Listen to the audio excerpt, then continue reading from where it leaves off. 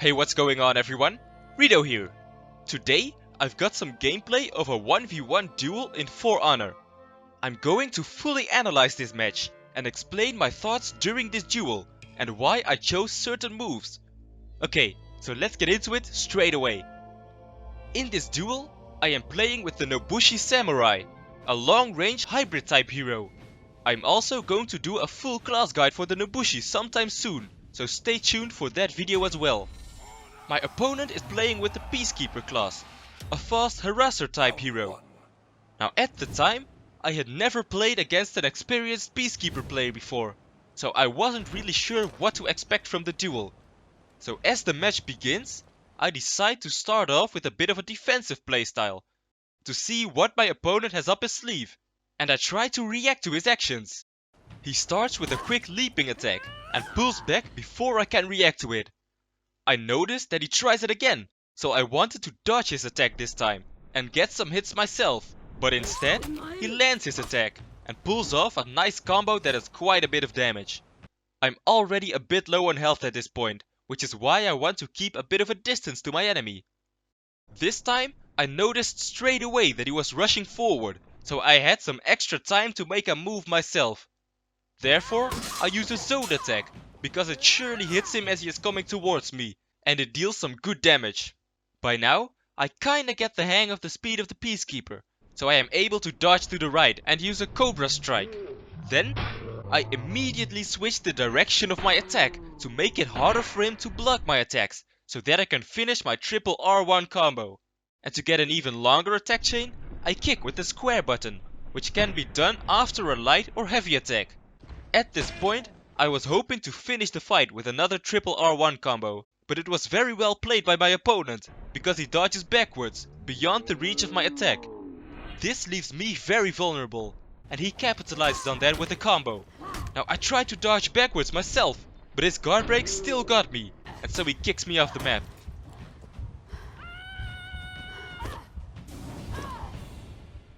Okay, time for round 2.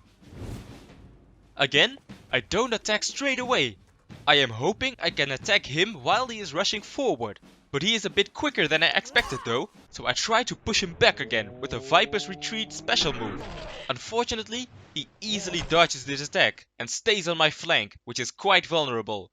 Now that's a good moment to use a zone attack, because it has quite a large attacking radius. So I do some nice damage, but then I get outplayed pretty badly. I'm just not getting the timing right of his attacks and his dodges, so he easily destroys me and takes the second round as well. Now it's easy to give up at this point, but really, what you have to do is try to learn from your mistakes and adapt to your opponent. Each round is a match on its own, and you get a fresh start. It's really important to remember that. Okay, round 3. By now, I don't really want to play too defensively anymore, since my opponent seems to be too fast for me to attain a reactive role. This does not mean that I just run straight into my opponent, but I want to have the initiative and keep him guessing instead of the other way around. So I push forward, and you can see that he immediately tries to react with a leaping attack. However, I anticipated that he would react to my movement, so I am able to dodge to the left and attack him instead. Now he is quite experienced because he still dodges my combo and hits me a few times. This time though, he makes the mistake that he wants to dodge and then do a guard break. The mistake is that a normal guard break does not work if your opponent is in an attacking animation. So instead, I can hit him and leave him vulnerable for just long enough to do a combo myself. Again, a triple R1 combo, followed by a kick to continue my attacking chain. Now, he is almost dead, so I first try to finish him off straight away, but then I notice that he is still taking damage from the bleeding effect, so I just back off. Don't take any risks and wait for him to die. The bleeding effect is one of the most powerful tools of the Nobushi, because it deals damage over time, and it also weakens your opponent's defense, so that you do more damage on your next hits, as long as he is still bleeding. You can recognize it by the color of your weapon. If you do a move where your weapon becomes purple, that means the move causes a bleeding effect if it hits the opponent. Okay, round 4. I think my opponent was a bit surprised that I won the previous round, because he runs towards me straight away, probably thinking that he can simply overwhelm me and finish the match. Let me tell you this, it doesn't work like that. It's really easy to time your attack when your opponent simply runs towards you from far away, so I can easily get a triple R1 combo again, followed by a kick. What's more, I see that my opponent is near a ledge, so I can just slightly adjust the direction of the kick and let him fall off the map. Round 5. Alright, time for round 5, the final round. I start off by slowly moving towards my opponent. See if he rushes again. He does leap forward, but my attack is just a bit too slow, so he hits me.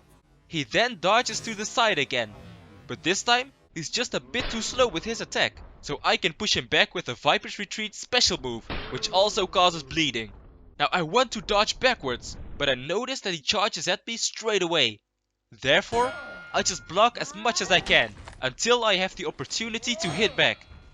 He stays on my flank and pulls off a few more attacks, so I decide to do a zone attack again to push him back. I get some great hits and he is standing still for just a moment, so I can do another Viper's Retreat attack. Now, he's just got a fraction of health left, but I'm also pretty low on health myself, so I still have to be careful. Therefore, I just want to play it safe, keep him at a distance and only attack when he's getting within range.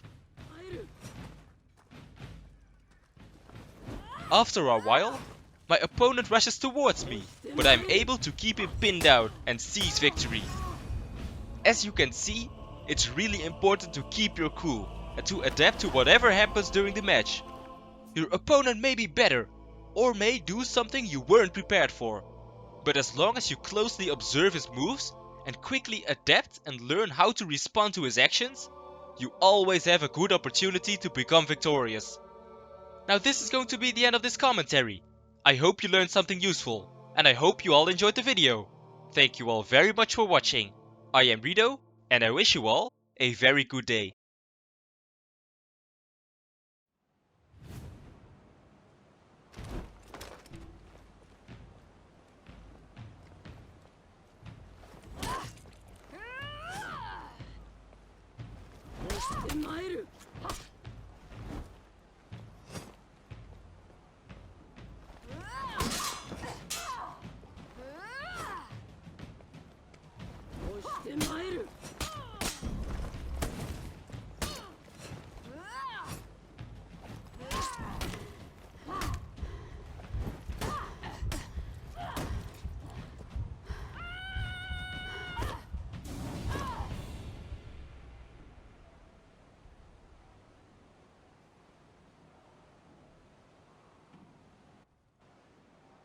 Round 2.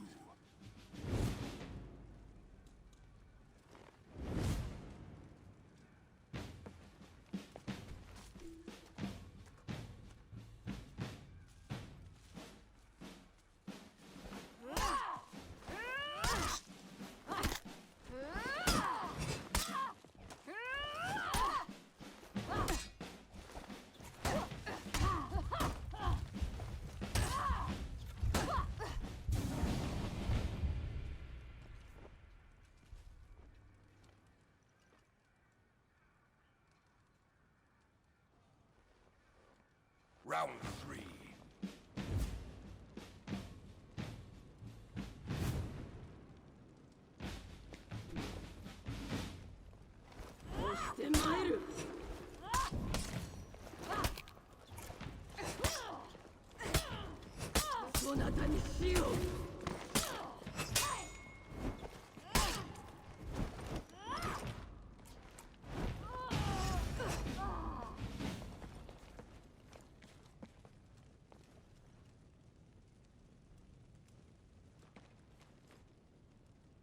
Round 4.